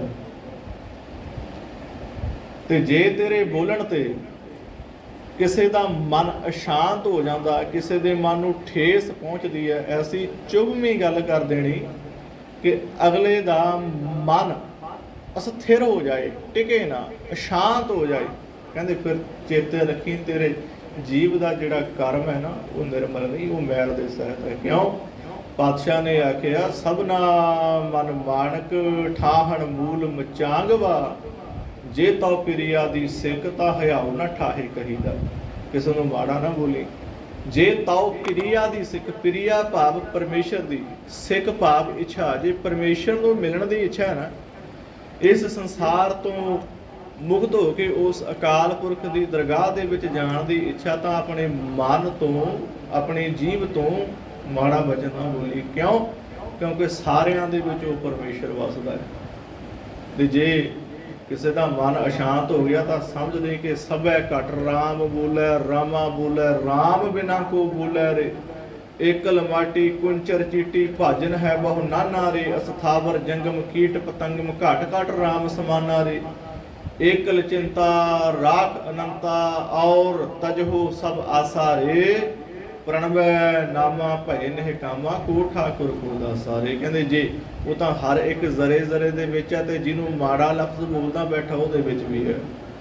ਤੇ ਜਿਹਨੂੰ ਮਾੜਾ ਲਫ਼ਜ਼ ਬੋਲਿਆ ਨਾ, ਜੇ ਉਹਦਾ ਹਿਰਦਾ ਸਾਧ ਸੰਗਤ ਜੀ ਤੁਹਾਡੇ ਬੋਲੇ ਹੋਏ ਬਚਨਾਂ ਕਰਕੇ, ਤੁਹਾਡੇ ਬੋਲੇ ਹੋਏ ਬੋਲਾਂ ਕਰਕੇ ਅਸ਼ਾਂਤ ਹੋ ਗਿਆ, ਤਾਂ ਸਮਝ ਲਈ ਉਸ ਰੱਬ ਨੂੰ ਅਸ਼ਾਂਤ ਕੀਤਾ। ਕਿਉਂ? ਕਿਉਂਕਿ ਰੱਬ ਹਰ ਇੱਕ ਦੇ ਹਿਰਦੇ ਦੇ ਵਿੱਚ ਵਸਿਆ ਹੋਇਆ। ਸਾਡੇ ਹਿਰਦੇ ਦੇ ਵਿੱਚ ਉਹਨੂੰ ਕੱਢਣਾ ਪੈਣਾ ਸਾਧ ਸੰਗਤ ਜੀ। ਇਸ ਕਰਕੇ ਕਹਿੰਦੇ ਨਿਰਮਲ ਕਰਮ ਕਰ। ਸਾਧੂ ਕੌਣ ਹੈ? ਜਿਹਦੇ ਕਰਮ ਨਿਰਮਲ ਨੇ। ਆਮ ਤੌਰ ਤੇ ਕੀ ਹੈ? ਸਾਧੂ ਦੇ 3 ਗੁਣ ਦੱਸੇ ਗਏ ਆ। ਸੰਤ ਦੇ 3 ਗੁਣ ਦੱਸੇ ਗਏ। ਸੰਤ ਕੌਣ ਹੈ? ਕਹਿੰਦੇ ਜਦੋਂ ਸੰਤ ਸ਼ਬਦ ਲਿਖਦੇ ਆ ਨਾ, ਤਾਂ 3 ਅੱਖਰਾਂ 2.5 ਅੱਖਰਾਂ ਦਾ ਸ਼ਬਦ ਬਣ ਜਾਂਦਾ। ਸੱਸਾ, ਉਹਦੇ ਉੱਪਰ ਟਿੱਪੀ, ਜਿਹੜੀ ਟਿੱਪੀ ਆ ਨਾ ਉਹ ਨੰਨੇ ਦੀ ਆਵਾਜ਼ ਕੱਢਦੀ ਹੈ। ਇੰਗਲਿਸ਼ ਦੇ ਵਿੱਚ ਬੜੇ ਇਦਾਂ ਦੇ ਅੱਖਰ ਨੇ ਜਿਹੜੇ ਸਾਇਲੈਂਟ ਰਹਿੰਦੇ ਆ, ਪਰ ਸਤਿਗੁਰਾਂ ਨੇ, ਧੰਨ ਗੁਰੂ ਅਮਰਦਾਸ ਮਹਾਰਾਜ ਜੀਆਂ ਨੇ ਐਸੀ ਗੁਰਮੁਖੀ ਬਣਾਈ ਹੈ ਨਾ, ਜੇ ਬਿੰਦੀ ਸਾਡੀ ਗੁਰਮੁਖੀ ਪੰਜਾਬੀ ਦੇ ਵਿੱਚ ਹੈ, ਗੁਰਮੁਖੀ ਦੇ ਵਿੱਚ ਹੈ, ਤਾਂ ਬਿੰਦੀ ਦੀ ਆਵਾਜ਼ ਵੀ ਨਿਕਲਦੀ ਹੈ। ਬਿੰਦੀ ਸਾਇਲੈਂਟ ਨਹੀਂ ਕਿਤੇ ਸਾਡੀ। ਜੇ ਕੰਨਾ ਲਗਾ ਮਾਤਰਾ ਬਣਾਈ ਹੈ, ਕੰਨੇ ਦੀ ਆਵਾਜ਼ ਨਿਕਲਦੀ ਹੈ। ਜੇ ਉੱਪਰ ਟਿੱਪੀ ਲਾਈ ਹੈ ਨਾ, ਉੱਪਰ ਟਿੱਪੀ ਪਤਾ ਕਿਹੜੀ ਆਵਾਜ਼ ਕੱਢਦੀ ਹੈ? ਨੰਨੇ ਦੀ ਆਵਾਜ਼ ਕੱਢਦੀ ਹੈ, ਅੱਧੇ ਨੰਨੇ ਦੀ। ਸੰਨ, ਅੱਧਾ ਨੰਨਾ, ਨ ਸੰਤ। ਕਹਿੰਦੇ 2.5 ਅੱਖਰਾਂ ਦਾ ਸ਼ਬਦ ਬਣ ਗਿਆ। ਇੱਕ ਅੱਖਰ ਹੋ ਗਿਆ ਸੱਸਾ, ਇੱਕ ਉਹਦੇ ਉੱਪਰ ਲੱਗੀ ਹੈ ਟਿੱਪੀ ਜਿਹੜੀ ਅੱਧੇ ਨੰਨੇ ਦੀ ਆਵਾਜ਼ ਕੱਢਦੀ ਹੈ। ਅੱਧਾ ਅੱਖਰ ਹੋ ਗਿਆ ਉਹ 1.5, ਔਰ ਤੀਸਰਾ ਅੱਖਰ ਹੋ ਗਿਆ ਤੱਤਾ। ਇਹ ਪੂਰਾ ਹੋ ਗਿਆ। ਇਹ 2.5 ਅੱਖਰ ਬਣ ਗਏ ਤਾਂ ਬਣ ਗਿਆ ਸੰਤ। ਕਹਿੰਦੇ ਬੇਸ਼ੱਕ ਸ਼ੰਤ ਸ਼ਬਦ 2.5 ਅੱਖਰਾਂ ਦਾ, ਪਰ ਸੰਤ ਬਣਨ ਦੇ ਵਾਸਤੇ ਨਾ 2.5 ਸਦੀਆਂ ਥੋੜੀਆਂ ਪੈ ਜਾਂਦੀਆਂ ਨੇ। 2.5 ਸਦੀਆਂ, 2.5 ਯੁੱਗ ਥੋੜੇ ਪੈ ਜਾਂਦੇ ਆ, ਫਿਰ ਸੰਤ ਬਣਦਾ ਕਿਤੇ ਜਾ ਕੇ। ਹੁਣ ਸਾਧ ਸੰਗਤ ਸੰਤ ਦੇ ਗੁਣ ਕੀ ਹੈ? ਹੁਣ ਜਦੋਂ ਇਹਨਾਂ 2.5 ਅੱਖਰਾਂ ਦੇ ਗੁਣਾਂ ਦਾ ਵਿਖਿਆਨ ਕਰਦੇ ਆ, ਕਹਿੰਦੇ 2.5 ਅੱਖਰ ਨੇ ਤੇ 3 ਗੁਣ ਦੱਸ ਕੇ ਖਤਮ ਕਰ ਦਿੰਦੇ ਆ। ਸੱਸਾ ਕਹਿੰਦੇ ਸਿਮਰਨ ਕਰਦੇ ਆ, ਨੰਨਾ ਉਹਨਾਂ ਦੇ ਵਿੱਚ ਨਿਮਰਤਾ ਹੈ, ਤੇ ਤੱਤਾ ਤੇ ਆ ਗਏ ਨਹੀਂ। ਸਾਧ ਦੇ ਵਿੱਚ ਗੁਣ ਅਨੰਤ ਨੇ, ਬੇਅੰਤ ਗੁਣ ਨੇ। ਤੇਰੇ ਗੁਣ ਬਹੁਤੇ ਮੈਂ ਏਕ ਨਾ ਜਾਣਿਆ, ਮੈਂ ਮੂਰਖ ਕਿਛ ਦੀਜੈ। ਪ੍ਰਣਵਤ ਨਾਨਕ ਸੁਣ ਮੇਰੇ ਸਾਹਿਬਾ, ਡੁੱਬਦਾ ਪੱਥਰ ਲੀਜੈ। ਇਹ ਅਕਾਲ ਪੁਰਖ ਜਿਨ੍ਹਾਂ ਨੇ ਤੇਰੇ ਗੁਣ ਵੀ ਬੇਅੰਤ ਨੇ, ਤੇ ਜਿਨ੍ਹਾਂ ਨੇ ਤੇਰਾ ਨਾਮ ਜਪਿਆ ਨਾ, ਜਿਹੜੇ ਤੇਰਾ ਰੂਪ ਹੋ ਗਏ। ਜਦੋਂ ਤੇਰੇ ਗੁਣ ਬੇਅੰਤ ਨੇ, ਜਿਹੜੇ ਨਾਮ ਜਪ ਕੇ ਤੇਰਾ ਰੂਪ ਹੋ ਗਏ, ਤੂੰ ਹੀ ਬਣ ਗਏ, ਤੇ ਫਿਰ ਉਹਨਾਂ ਦੇ ਗੁਣ ਕਿਵੇਂ ਤੈਨੂੰ ਹੋ ਸਕਦੇ? ਨਹੀਂ, ਉਹਨਾਂ ਦੇ ਗੁਣ ਵੀ ਬੇਅੰਤ ਨੇ। ਇਸ ਕਰਕੇ ਗੁਰਬਾਣੀ ਦੇ ਵਿੱਚ ਵਾਰ-ਵਾਰ ਉਹਨਾਂ ਮਹਾਂਪੁਰਖਾਂ ਦੀਆਂ, ਸਾਧੂਆਂ ਦੀਆਂ ਉਸਤਤੀਆਂ ਕੀਤੀਆਂ ਗਈਆਂ ਨੇ। ਰੱਬ ਦੇ ਪਿਆਰਿਆਂ ਦੀ ਉਸਤਤ ਕੀਤੀ ਗਈ ਹੈ। ਸੱਸਾ ਕਹਿੰਦੇ ਸਿਮਰਨ ਕਰਦੇ ਆ। ਸਾਧੂ ਕੌਣ ਹੈ? ਜਿਹਦੇ ਪੱਲੇ ਵਿੱਚ ਸਿਮਰਨ ਹੈ। ਜਿਨ ਕੈ ਪੱਲੇ ਧਨ ਵਸੈ, ਤਿਨ ਕਾ ਨਾਉ ਫਕੀਰ। ਜਿਨ ਕੈ ਪੱਲੇ ਤੂੰ ਵਸੈ, ਤੇ ਨਰ ਗੁਣੀ ਗਹੀਰ। ਹੈ ਅਕਾਲ ਪੁਰਖ ਜਿਨ੍ਹਾਂ ਦੇ ਹਿਰਦਿਆਂ ਦੇ ਵਿੱਚ, ਹਿਰਦਿਆਂ ਰੂਪ ਪੱਲਿਆਂ ਦੇ ਵਿੱਚ ਤੇਰਾ ਨਾਮ ਹੈ ਨਾ, ਤੇਰੀ ਬੰਦਗੀ ਦਾ ਕਿਣਕ ਹੈ, ਉਹ ਸਾਧੂ ਹੈ। ਜਿਨ ਕੈ ਪੱਲੇ ਤੂੰ ਵਸੈ, ਤੇ ਨਰ ਗੁਣੀ ਗਹੀਰ। ਉਹ ਗੁਣਾਂ ਦੇ ਖਜ਼ਾਨੇ ਆ। ਸਾਧੂ ਵਿੱਚ 3 ਗੁਣ ਨਹੀਂ। ਅਸੀਂ 3 ਗੁਣ ਦੱਸ ਕੇ ਖਤਮ ਕਰ ਦਿੰਦੇ ਨਹੀਂ। ਸਾਧ ਨਾਮ ਨਿਰਮਲ ਤਾ ਕੇ ਕਰਮ, ਨਾਮ ਭਗਤ ਕੇ ਸੁਖ ਅਸਥਾਨ। ਸੱਸਾ ਸੱਸੇ ਤੋਂ ਭਾਵ ਸਿਮਰਨ ਬੜਾ ਕਰਦੇ ਆ। ਫਿਰ ਇਹ ਨਹੀਂ ਕਿ ਅੰਮ੍ਰਿਤ ਵੇਲੇ ਉੱਠੇ 2 ਘੰਟੇ 4 ਘੰਟੇ ਸਿਮਰਨ ਕੀਤਾ ਤੇ ਬਾਕੀ ਦੁਨੀਆ ਦੇ ਕੰਮਾਂ ਕਾਰਾਂ ਵਿੱਚ ਲੱਗੇ। ਨਹੀਂ, ਸਾਧੂਆਂ ਦਾ ਕੀ ਸੁਭਾਅ ਹੈ, ਜਿਨ੍ਹਾਂ ਸਾਸ ਗਿਰਾਸ ਨਾ ਵਿਸਰੈ, ਹਰ ਨਾਮਾ ਮਨ ਮੰਤ, ਧਨ ਸੇ ਸਈ ਨਾਨਕਾ ਪੂਰਨ ਸੋਈ ਸੰਤ। ਕਹਿੰਦੇ ਪੂਰਾ ਸੰਤ ਕੌਣ ਹੈ, ਪੂਰਾ ਸਾਧੂ ਕੌਣ ਹੈ? ਨਹੀਂ ਤਾਂ ਸਾਧੂ ਦੁਨੀਆ ਵਿੱਚ ਬਥੇਰੇ ਫਿਰਦੇ ਆ, ਜਿਹੜੇ ਮੇਰੇ ਵਰਗੇ ਇਕੱਲੇ ਨਾਮ ਦੇ ਸਾਧੂ ਹੈ ਜਾਂ ਇਕੱਲੇ ਭੇਖ ਦੇ ਸਾਧੂ ਨੇ। ਭੇਖ ਦਾ ਨਾਮ, ਲਿਬਾਸ ਦਾ ਨਾਮ ਸਾਧੂ ਨਹੀਂ। ਕਿ ਕਿਸੇ ਸਿੱਖ ਧਰਮ ਵਾਲੇ ਨੇ ਚੋਲਾ ਪਾ ਲਿਆ, ਦਸਤਾਰ ਪਾ ਲਈ, ਦਸਤਾਰ ਸਜਾ ਲਈ, ਗਲ ਵਿੱਚ ਪਾ ਲਿਆ ਹਜੂਰੀਆ, ਇੱਕ ਮਾਲਾ ਵੀ ਪਾ ਲਈ ਗਲ ਦੇ ਵਿੱਚ, ਭੇਖ ਬਣਾ ਲਿਆ ਸਾਧੂਆਂ ਵਾਲਾ, ਪਰ ਕਰਮ ਸਾਧੂਆਂ ਵਾਲੇ ਨਹੀਂ, ਉਹ ਸਾਧੂ ਨਹੀਂ। ਤੇ ਰੱਬ ਕਿਸੇ ਭੇਖ ਦਾ ਮੁਹਤਾਜ ਨਹੀਂ। ਤੇ ਧੰਨ ਗੁਰੂ ਗੋਬਿੰਦ ਸਿੰਘ ਮਹਾਰਾਜ ਕਹਿੰਦੇ, ਨਮਸਤੰ ਅਦੇਸੇ ਨਮਸਤੰ ਅਭੇਸੇ, ਹੀ ਅਕਾਲ ਪੁਰਖ ਤੇਰਾ ਕੋਈ ਭੇਸ ਨਹੀਂ। ਜੇ ਤੇਰਾ ਕੋਈ ਭੇਸ ਨਹੀਂ ਨਾ, ਤਾਂ ਤੇਰੇ ਸਾਧੂਆਂ ਦਾ ਕੋਈ ਭੇਸ ਨਹੀਂ। ਤੇ ਜੇ ਸਾਡੇ ਸਿੱਖ ਧਰਮ ਵਾਲੇ ਸਾਧੂਆਂ ਦਾ ਲਿਬਾਸ ਪਾ ਲੈਣ, ਚਿੱਟਾ ਚੋਲਾ ਪਾ ਲੈਣ, ਉੱਤੋਂ ਦੀ ਗਾਤਰਾ ਪਾ ਲੈਣ, ਮਾਲਾ ਵੀ ਪਾ ਲੈਣ, ਹੱਥ ਵਿੱਚ ਸਿਮਰਨਾ ਵੀ ਪਾ ਲੈਣ, ਹਜੂਰੀਆ ਪਾ ਲੈਣ, ਸਿਰ ਤੇ ਦਸਤਾਰ ਸਜਾ ਲੈਣ, ਖੰਡੇ ਲਾ ਲੈਣ, ਕਹਿੰਦੇ ਸਾਧੂ ਨਹੀਂ ਬਣਿਆ ਜਾਂਦਾ। ਸਾਧੂ ਦੀਆਂ ਮੰਜ਼ਲਾਂ ਬੜੀਆਂ ਦੂਰ ਨੇ। ਦੱਦਾ ਆਖੇ ਦੂਰ ਬੜੀ ਮੰਜ਼ਲ ਫਕੀਰ ਦੀ, ਲੋਕਾਂ ਨੂੰ ਕੀ ਪਤਾ ਕਿੱਥੇ ਫਕਰ ਵਿਰਾਜਦੇ। ਸੁਣ ਜੋ ਸਮਾਧ ਲੱਗੀ ਨਾਲ ਪਰਮਾਤਮਾ ਦੇ, ਲੋਕਾਂ ਨੂੰ ਕੀ ਪਤਾ ਹੈ ਸਾਧੂ ਸੁੱਤੇ ਐ ਕੇ ਜਾਗਦੇ। ਹੱਥ ਤਸਬੀਹ ਨਾ ਮਾਲਾ, ਭੇਖ ਭਗਵਾ ਨਾ ਕਾਲਾ, ਕੋਈ ਸੁਨਤ ਸ਼ਰੀਅਤ ਨਾ ਕੰਮ ਕੋ ਨਵਾਜ ਦੇ। ਲੋਕੀ ਬੇਗਿਆਤ ਮੁੱਲ ਪਾਂਖ ਦੇ ਪਖੰਡੀਆਂ ਦਾ, ਵਿਰਲੇ ਸਰੋਤੇ ਹੁੰਦੇ ਫਕਰਾਂ ਦੇ ਰਾਗ ਦੇ। ਕਹਿੰਦੇ ਰੱਬ ਦੇ ਰਾਗ ਦੇ ਸਰੋਤੇ ਵਿਰਲੇ ਵਿਰਲੇ ਹੈ, ਜਿਨ੍ਹਾਂ ਦੀ ਬਾਬਤ ਧੰਨ ਗੁਰੂ ਗ੍ਰੰਥ ਸਾਹਿਬ ਮਹਾਰਾਜ ਦੀ ਪਾਵਨ ਬਾਣੀ ਫਰਮਾਨ ਕਰਦੀ ਹੈ, ਜਗ ਮਹਿ ਉਤਮ ਕਾਂਢੀ ਹੈ ਵਿਰਲੇ ਕੀ ਕੇ। ਕਹਿੰਦੇ ਸੰਸਾਰ ਦੇ ਵਿੱਚ ਵਿਰਲੇ ਵਿਰਲੇ ਨੇ, ਕੋਈ ਕੋਈ ਹੈ ਜਿਨ੍ਹਾਂ ਨੇ ਉਸ ਅਕਾਲ ਪੁਰਖ ਦਾ ਨਾਮ ਜਪਿਆ, ਸਿਮਰਨ ਕੀਤਾ ਸਾਧੂ। ਜਗ ਮਹਿ ਉਤਮ ਕਾਂਢੀ ਹੈ ਵਿਰਲੇ ਕੀ ਕੇ, ਇੱਥੇ ਇੱਕ ਹੀ ਪ੍ਰਮਾਣ ਨਹੀਂ। ਜਨ ਨਾਨਕ ਕੋਟਨ ਮਹਿ ਕੋ, ਨਾਰਾਇਣ ਜਿਹ ਚੀਤ। ਕਹਿੰਦੇ ਕਰੋੜਾਂ ਦੇ ਵਿੱਚੋਂ ਇੱਕੋ ਇਕੱਲਾ ਇਕੱਲਾ ਹੀ ਦਿਸਦਾ, ਕੋਈ ਕੋਈ ਕਰੋੜਾਂ ਦੇ ਵਿੱਚੋਂ ਕੋਈ ਮਾਈ ਦਾ ਲਾਲ ਨਿੱਤਰਦਾ, ਜਿਹੜਾ ਅਸਲ ਵਿੱਚ ਸਾਧ ਹੈ, ਜਿਨ੍ਹਾਂ ਸਾਸ ਗਿਰਾਸ ਨਾ ਵਿਸਰੈ। ਹੈਣ ਵਿਰਲੇ ਨਾਹੀ ਕਣੇ ਫੈਲ ਫਕੜ ਸੰਸਾਰ। ਇਸ ਸੰਸਾਰ ਦੇ ਵਿੱਚ ਫਕਰ ਬਿਰਤੀ ਦੇ ਲੋਕ, ਸਾਧੂ ਜਿਹੜੇ ਅਸਲ ਵਿੱਚ ਸਾਧੂ ਨੇ, ਪੂਰਨ ਸਾਧੂ ਨੇ, ਉਹ ਸੰਸਾਰ ਦੇ ਵਿੱਚ ਵਿਰਲੇ ਵਿਰਲੇ ਹੈ। ਨਾਮ ਦੇ ਸਾਧੂ ਨਹੀਂ, ਭੇਖ ਦੇ ਸਾਧੂ ਨਹੀਂ, ਜਿਨ੍ਹਾਂ ਸਾਸ ਗਿਰਾਸ ਨਾ ਵਿਸਰੈ, ਜਿਨ੍ਹਾਂ ਨੂੰ ਉੱਠਦਿਆਂ ਬਹਿੰਦਿਆਂ ਸੌਂਦਿਆਂ ਜਾਗਦਿਆਂ ਦੁਨਿਆਵੀ ਕਰਮ ਕਰਦਿਆਂ ਉਹ ਪਰਮੇਸ਼ਰ ਚੇਤੇ ਰਹਿੰਦਾ ਨਾ, ਉਹ ਸਾਧੂ ਹੈ। ਅਸਲ ਵਿੱਚ ਉਹ ਸਾਧੂ ਹੈ ਜਿਨ੍ਹਾਂ ਸਾਸ ਗਿਰਾਸ ਨਾ ਵਿਸਰੈ, ਸੇ ਪੂਰੇ ਪ੍ਰਧਾਨ। ਉਹ ਸੰਸਾਰ ਦੇ ਵਿੱਚ ਪ੍ਰਧਾਨ ਤੋਂ ਭਾਵ ਪੂਜਣ ਯੋਗ ਹੈ। ਹੁਣ ਵੇਖੋ ਮਹਾਂਪੁਰਖਾਂ ਨੂੰ ਪੂਜਿਆ ਜਾਂਦਾ ਹੈ। ਹੁਣ ਕਿੰਨੀ ਸੰਗਤ ਆਉਂਦੀ ਹੈ, ਪਤਾ ਹੈ ਕਿ ਮਹਾਂਪੁਰਖ ਆਏ ਨੇ, ਵਿਦੇਸ਼ ਤੋਂ ਆਏ ਆ, ਇੱਥੇ ਮਹੀਨਾ ਡੇਢ ਮਹੀਨਾ ਰਹਿਣਾ ਉਹਨਾਂ ਨੇ, ਤੇ ਸੰਗਤ ਬਹੀਰਾਂ ਘੱਤ ਕੇ ਤੁਰ ਪੈਂਦੀ ਹੈ ਗੋਪਾਲ ਸਾਹਿਬ। ਤੇ ਜਿਨ੍ਹਾਂ ਨੇ ਨਾਮ ਜਪਿਆ, ਬਾਬਾ ਆਨੰਦ ਸਿੰਘ ਵਰਗੇ, ਬੇਸ਼ੱਕ ਅੱਜ ਸਾਡੇ ਵਿੱਚ ਸਰੀਰ ਕਰਕੇ ਨਹੀਂ, ਪਰ ਦੁਨੀਆ ਉਹਨਾਂ ਦੇ ਦਰਸ਼ਨ ਕਰਨ ਦੇ ਵਾਸਤੇ ਨਾਨਕ ਵੱਲ ਨੂੰ ਬਹੀਰਾਂ ਘੱਤ ਤੁਰ ਪੈਂਦੀ ਹੈ। ਸੰਤ ਈਸ਼ਰ ਸਿੰਘ ਰਾੜਾ ਸਾਹਿਬ ਵਾਲੇ ਮਹਾਂਪੁਰਖ ਸੰਨ 75 ਵਿੱਚ ਚਲੇ ਗਏ, ਪਰ ਉਹਨਾਂ ਦੀ ਬਰਸੀ ਤੇ ਉਹਨਾਂ ਦੇ ਜਨਮ ਦਿਹਾੜੇ ਤੇ ਇਕੱਠ ਵੇਖਿਓ, ਤਿਲ ਸੁੱਟਣ ਨੂੰ ਥਾਂ ਨਹੀਂ ਮਿਲਦੀ ਸਾਧ ਸੰਗਤ ਦੀ। ਪੂਰੇ ਪ੍ਰਧਾਨ ਤੋਂ ਭਾਵ ਇਹ ਹੈ ਕਿ ਉਹ ਪੂਜਣ ਯੋਗ ਨੇ ਇਸ ਸੰਸਾਰ ਦੇ ਵਿੱਚ। ਉਠਤ ਬੈਠਤ ਸੋਭਤ ਜਾਗਤ, ਸਦਾ ਸਦਾ ਹਰ ਧਿਆਈ ਹੈ। ਉਹ ਸਦਾ ਵਾਸਤੇ ਉਸ ਪਰਮੇਸ਼ਰ ਨੂੰ ਧਿਆਉਂਦੇ ਰਹਿੰਦੇ ਹੈ, ਉਹਦਾ ਨਾਮ ਜਪਣ ਦਾ ਯਤਨ ਕਰਦੇ ਰਹਿੰਦੇ ਆ। ਤੇ ਸਾਧ ਸੰਗਤ ਜੀ, ਸਿਮਰਨ ਉਹਨਾਂ ਦੇ ਪੱਲੇ ਆਉਂਦਾ ਹੈ। ਇੱਕ ਸੱਸੇ ਤੋਂ ਭਾਵ ਸਿਮਰਨ ਹੈ। ਫਿਰ ਇਕੱਲਾ ਸੱਸੇ ਦਾ ਅਰਥ ਸਿਮਰਨ ਕੱਢ ਕੇ ਛੱਡਣ ਦੇਣ ਦੇ ਨਾਲ ਗੱਲ ਨਹੀਂ ਬਣਦੀ। ਕਹਿੰਦੇ ਜਿੱਥੇ ਉਹਨਾਂ ਦੇ ਪੱਲੇ ਸੱਸੇ ਤੋਂ ਭਾਵ ਸਿਮਰਨ ਹੈ ਨਾ, ਉੱਥੇ ਸੱਸੇ ਤੋਂ ਭਾਵ ਸਹਿਣਸ਼ੀਲਤਾ ਬੜੀ ਸਾਧੂਆਂ ਦੇ ਵਿੱਚ।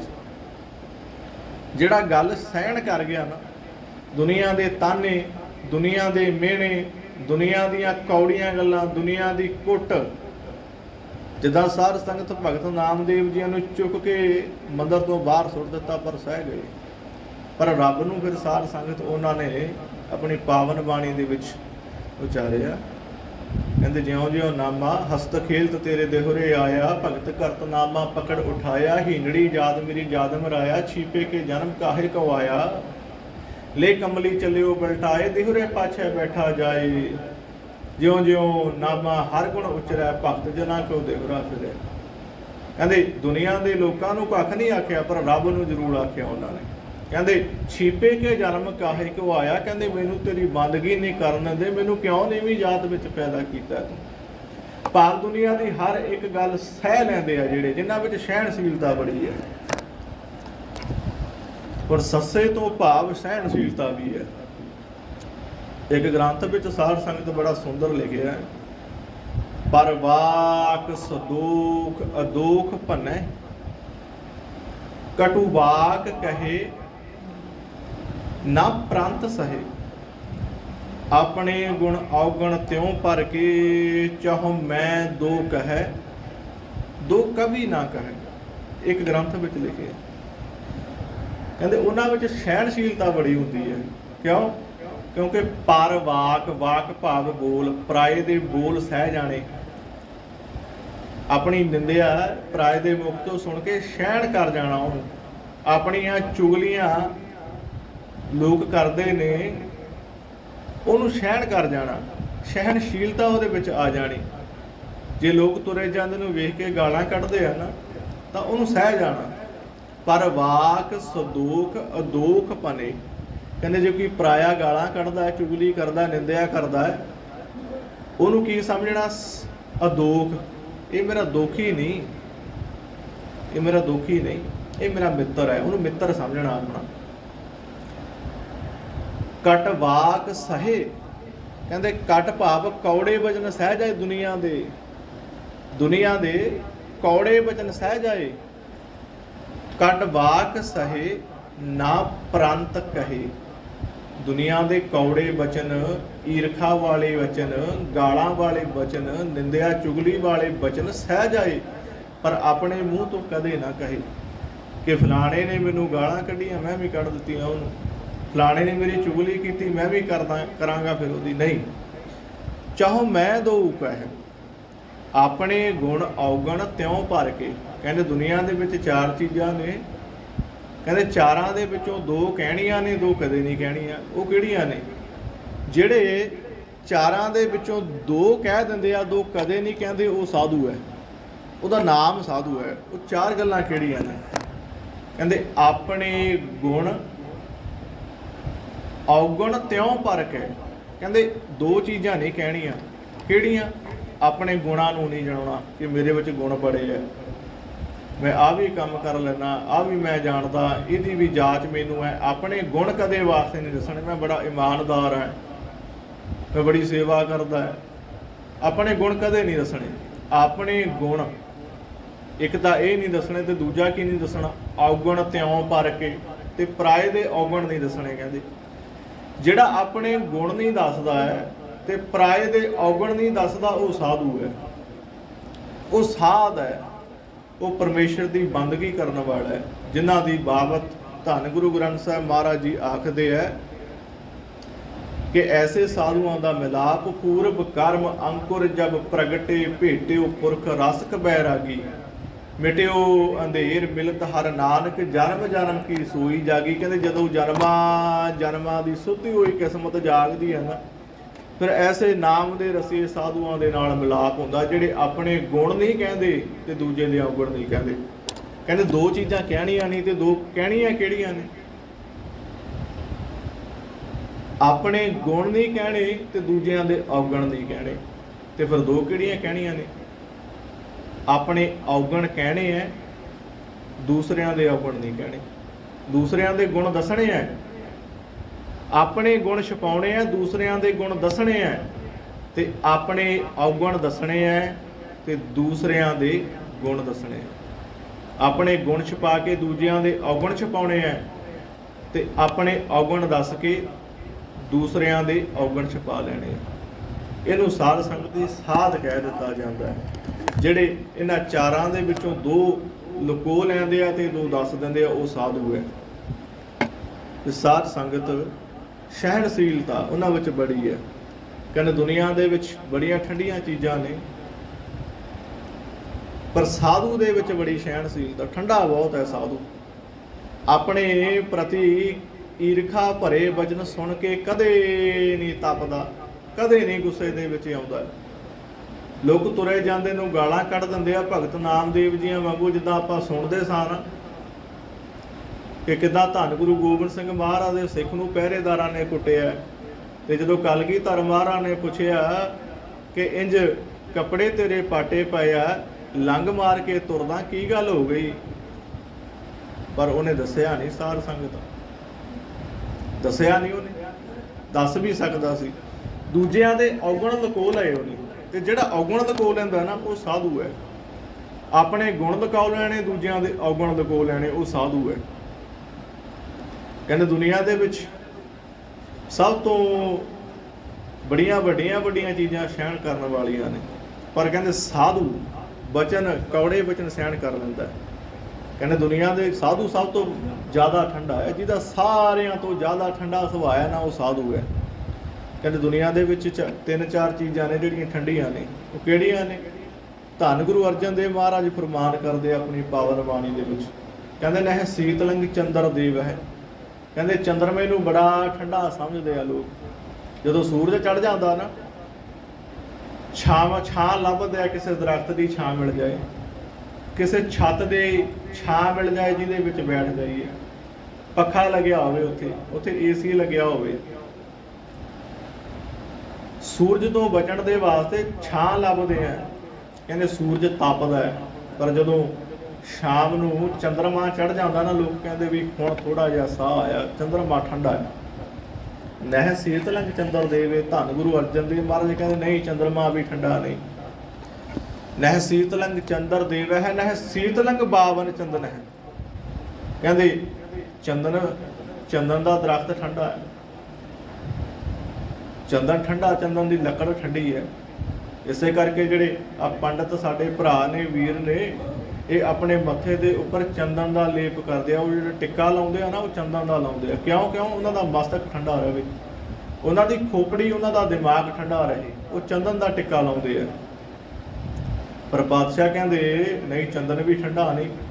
ਨਹਿ ਸੀਤਲੰਗ ਬਾਵਨ ਚੰਦਨ ਹੈ, ਇੱਕ ਚੰਦਨ ਦੀ ਕਿਸਮ ਹੈ। ਬਾਵਨ ਨਾਮ ਹੈ ਉਹਦਾ। ਜਿਵੇਂ ਸਾਧ ਸੰਗਤ ਲੱਕੜ ਹੈ, ਲੱਕੜ ਦੀਆਂ ਕਿੰਨੀਆਂ ਕਿਸਮਾਂ ਨੇ। ਇਹ ਚੀਲ ਦੀ ਹੈ, ਇਹ ਨਿੰਮ ਦੀ ਲੱਕੜ ਹੈ, ਇਹ ਅੰਬ ਦੀ ਲੱਕੜ ਹੈ, ਇਹ ਟਾਹਲੀ ਹੈ। ਇੱਦਾਂ ਹੀ ਕਹਿੰਦੇ ਚੰਦਨ ਦੀਆਂ ਕਈ ਕਿਸਮਾਂ ਨੇ। ਉਹਦੇ ਵਿੱਚੋਂ ਇੱਕ ਸਭ ਤੋਂ ਜ਼ਿਆਦਾ ਠੰਡੀ ਕਿਹੜੀ ਹੈ ਨਾ, ਦੁਨੀਆ ਦੇ ਲੋਕ ਮੰਨਦੇ, ਜਿਹਦੇ ਲੱਕੜ ਦਾ ਟਿੱਕਾ ਰਗੜ ਕੇ ਮੱਥੇ ਉੱਪਰ ਲਾਉਂਦੇ, ਕਹਿੰਦੇ ਬਾਵਨ, ਉਹਨੂੰ ਬਾਵਨ ਚੰਦਨ ਦੀ ਲੱਕੜ ਕਹਿ ਦਿੰਦੇ ਆ। ਬਾਦਸ਼ਾਹ ਕਹਿੰਦੇ ਨਹੀਂ, ਉਹ ਵੀ ਠੰਡੀ ਨਹੀਂ। ਨਹਿ ਸੀਤਲੰਗ ਚੰਦਰ ਦੇਵ ਹੈ, ਨਹਿ ਸੀਤਲੰਗ ਬਾਵਨ ਚੰਦਨ ਹੈ। ਕਹਿੰਦੇ ਦੁਨੀਆ ਦੇ ਵਿੱਚ ਚੰਦਨ ਦੀ ਲੱਕੜ ਹੈ, ਕਿਸਮ ਹੈ, ਬਾਵਨ ਨੂੰ ਠੰਡਾ ਸਮਝਿਆ ਜਾਂਦਾ। ਕਹਿੰਦੇ ਨਹੀਂ, ਉਹ ਵੀ ਠੰਡੀ ਨਹੀਂ। ਨਹਿ ਸੀਤਲੰ ਸੀਤ ਰੁਤੇਣ। ਕਹਿੰਦੇ ਦੁਨੀਆ ਦੇ ਵਿੱਚ ਨਾ ਕਈ ਰੁੱਤਾਂ ਆਉਂਦੀਆਂ ਨੇ। ਕਦੇ ਬਰਸਾਤ ਆ ਗਈ, ਪੱਤਝੜ ਆ ਗਈ, ਗਰਮੀ ਆ ਗਈ, ਠੰਡ ਆ ਗਈ। ਜਦੋਂ ਗਰਮੀ ਆ ਜਾਂਦੀ ਆ ਨਾ, ਫਿਰ ਭੱਜੀਦਾ, ਛੱਤ ਥੱਲੇ ਭੱਜੀਦਾ, ਪੱਖੇ ਥੱਲੇ ਭੱਜੀਦਾ, ਸਹਾਰਾ ਲੱਭੀਦਾ, ਛਾਂ ਲੱਭੀਦੀ ਹੈ ਠੰਡੀ, ਪਾਣੀ ਪੀਣ ਵਾਸਤੇ ਠੰਡਾ ਲੱਭੀਦਾ, ਗਰਮੀ ਤੋਂ ਦੁਖੀ ਹੋ ਜਾਈਦਾ। ਤੇ ਜਦੋਂ ਫਿਰ ਸਾਧ ਸੰਗਤ ਜੀ ਕਹਿੰਦੇ ਸਰਦੀ ਦੀ ਰੁੱਤ ਆਉਂਦੀ ਹੈ ਨਾ, ਫਿਰ ਕੋਈ ਮਤਲਬ ਨਹੀਂ, ਸਿਰ ਉੱਪਰ ਛੱਤ ਹੋਵੇ ਭਾਵੇਂ ਨਾ ਹੋਵੇ, ਜਿੱਥੇ ਮਰਜ਼ੀ ਖੜ ਜਾਈਦਾ, ਬੈਠ ਜਾਈਦਾ। ਤੇ ਕਹਿੰਦੇ ਦੁਨੀਆ ਦੇ ਵਿੱਚ ਨਾ ਸਾਰੀਆਂ ਰੁੱਤਾਂ ਦੇ ਨਾਲੋਂ ਸਰਦੀ ਦੀ ਰੁੱਤ ਠੰਡੀ ਹੈ। ਧੰਨ ਗੁਰੂ ਅਰਜਨ ਦੇਵ ਕਹਿੰਦੇ ਨਹੀਂ, ਨਹਿ ਸੀਤਲੰਗ ਨਹਿ ਸੀਤਲੰਗ ਚੰਦਰ ਦੇਵ ਹੈ, ਨਹਿ ਸੀਤਲੰਗ ਬਾਵਨ ਚੰਦਨ ਹੈ, ਨਹਿ ਸੀਤਲੰਗ ਸੀਤ ਰੁਤੇਣ। ਨਾ ਕਹਿੰਦੇ ਸਰਦੀ ਦੀ ਰੁੱਤ ਠੰਡੀ ਹੈ, ਜੇ ਸਭ ਤੋਂ ਠੰਡਾ ਹੈ ਤਾਂ ਉਹ ਕਿਹੜਾ ਹੈ?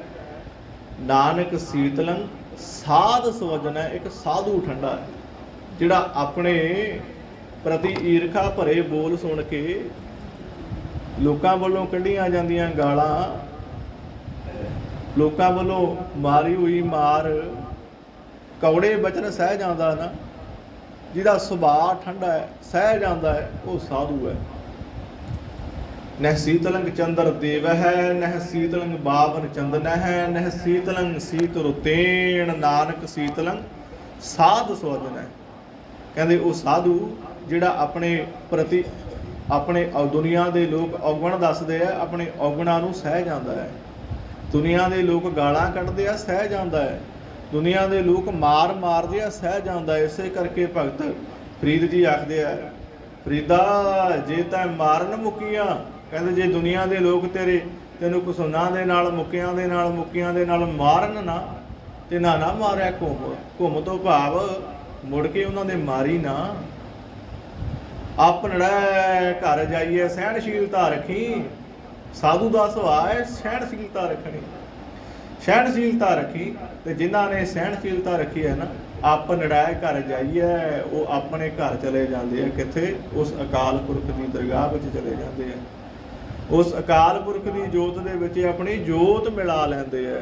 ਉਸ ਅਕਾਲ ਪੁਰਖ ਦੀ ਜੋਤ ਦੇ ਵਿੱਚ ਸਮਾ ਜਾਂਦੇ ਆ। ਤੇ ਧੰਨ ਗੁਰੂ ਗੋਬਿੰਦ ਸਿੰਘ ਮਹਾਰਾਜ ਜੀ ਫਰਮਾਨ ਕਰਦੇ ਆ, ਕਹਿੰਦੇ ਸਾਰੇ ਉਸ ਅਕਾਲ ਪੁਰਖ ਦੀ ਜੋਤ ਦੇ ਵਿੱਚੋਂ ਪੈਦਾ ਹੋਏ ਆ। ਜੈਸੇ ਇੱਕ ਆਗ ਤੇ ਕਨੂਕਾ ਕੋਟ, ਆਗ ਉਠੈ ਨਿਆਰੇ ਨਿਆਰੇ ਹੋਇ ਕੈ ਫਿਰ आग में समाहेंगे। जैसे एक नद ते तरंग कोट उपचित है, पानी के तरंग सबे पान ही कहाहेंगे। जैसे एक धूर ते अनेक धूर पूरत है, धूर के कनूका फिर धूर ही कहाएंगे। तैसे विश्व रूप ते अभूत भूत प्रगट होए, ताही ते उपज सब ताही में समाहेंगे। ਕਹਿੰਦੇ ਪਾਣੀ ਦੇ ਵਿੱਚ ਲਹਿਰਾਂ ਉੱਠਦੀਆਂ ਨੇ, ਪਾਣੀ ਵਿੱਚ ਸਮਾ ਜਾਂਦੀਆਂ। ਬੀਬੀਆਂ ਚੁੱਲ੍ਹਾ ਬਾਲਦੀਆਂ ਨੇ, ਪੁਰਾਣੀਆਂ ਬੀਬੀਆਂ ਚੁੱਲ੍ਹਾ ਬਾਲਦੀਆਂ ਸਨ, ਲੱਕੜਾਂ ਲਾ ਦਿੰਦੀਆਂ ਸਨ, ਪਾਥੀਆਂ ਲਾ ਦਿੰਦੀਆਂ ਸਨ। ਉਹ ਪਰ ਚੁੱਲ੍ਹੇ ਦੇ ਵਿੱਚੋਂ ਲਾਟਾਂ ਨਿਕਲਦੀਆਂ ਸਨ। ਲਾਟਾਂ ਦੇ ਵਿੱਚੋਂ ਛੋਟੇ ਛੋਟੇ ਚੰਗਿਆੜੇ ਉੱਡਣੇ, ਥੋੜ੍ਹੀ ਦੂਰ ਤੱਕ ਉੱਡ ਕੇ ਬੁੱਝ ਕੇ ਫਿਰ ਉਹਨਾਂ ਨੇ ਸੁਆਹ ਹੋ ਕੇ ਵਿੱਚ ਡਿੱਗ ਪੈਣਾ। ਕਹਿੰਦੇ ਇੱਦਾਂ ਹੀ ਪਾਣੀ ਦੇ ਵਿੱਚੋਂ ਲਹਿਰਾਂ ਉੱਠਦੀਆਂ, ਪਾਣੀ ਵਿੱਚ ਸਮਾ ਜਾਂਦੀਆਂ। ਅੱਗ ਦੇ ਵਿੱਚੋਂ ਛੋਟੇ ਛੋਟੇ ਕਿਣਕੇ ਚੰਗਿਆੜੇ ਉੱਠਦੇ ਆ, ਅੱਗ ਦੇ ਵਿੱਚ ਸਮਾ ਜਾਂਦੇ ਆ। ਧਰਤੀ ਦੇ ਉੱਪਰ ਮਿੱਟੀ ਪਈ ਹੈ ਸਾਧ ਸੰਗਤ ਜੀ, ਮਿੱਟੀ ਪਈ ਹੈ, ਤੇ ਫਿਰ ਹਵਾ ਆਉਂਦੀ ਹੈ, ਹਵਾ ਦੇ ਨਾਲ ਮਿੱਟੀ ਉੱਡਦੀ ਹੈ, ਹਵਾ ਚਲੀ ਜਾਂਦੀ ਹੈ, ਫਿਰ ਉਹ ਮਿੱਟੀ ਧਰਤੀ ਉੱਪਰ ਆ ਕੇ ਗਿਰ ਜਾਂਦੀ ਹੈ। ਇੱਦਾਂ ਹੀ ਕਹਿੰਦੇ ਉਹ ਰੱਬ ਦੇ ਪਿਆਰੇ ਉਸ ਅਕਾਲ ਪੁਰਖ ਦੀ ਜੋਤ ਦੇ ਵਿੱਚੋਂ ਆਉਂਦੇ ਹੈ, ਉਸ ਅਕਾਲ ਪੁਰਖ ਦੀ ਦਰਗਾਹ ਦੇ ਵਿੱਚੋਂ ਆਉਂਦੇ ਹੈ, ਤੇ ਉਸ ਅਕਾਲ ਪੁਰਖ ਦੀ ਦਰਗਾਹ ਦੇ ਵਿੱਚ ਹੀ ਸਮਾ ਜਾਂਦੇ ਆ। ਜੈਸੇ ਇੱਕ ਧੂਰ ਤੇ ਕਨੂਕਾ, जैसे एक नाद ते तरंग कोट उपजत है, पान के तरंग सब एक पान ही कहाहेंगे। तैसे विश्व रूप ते अभूत भूत प्रगट होए, तू ताही ते उपज सब ताही में समाहेंगे। जिन्हां ने सहनशीलता रखी ना, ਉਹ ਫਿਰ ਉਸ ਪਰਮੇਸ਼ਰ ਦੀ ਜੋਤ ਦੇ ਵਿੱਚ ਜਾ ਕੇ ਸਮਾ ਜਾਂਦੇ ਆ। ਇਹ ਸਾਧ ਸੰਗਤ ਦੀ ਸਾਧ ਦੇ ਕੁਝ ਕੁ ਗੁਣ ਹੈ। ਤੇ ਬਾਕੀ ਜਿਹੜੀ ਰਹਿੰਦੀ ਵਿਚਾਰ ਹੈ ਉਹ ਆਪਾਂ ਕੱਲ੍ਹ ਦੇ ਦੀਵਾਨਾਂ ਵਿੱਚ ਸਰਵਣ ਕਰਾਂਗੇ। ਅੱਜ ਸਮਾਂ ਵੀ ਉੱਚਾ ਹੋ ਚੁੱਕਿਆ।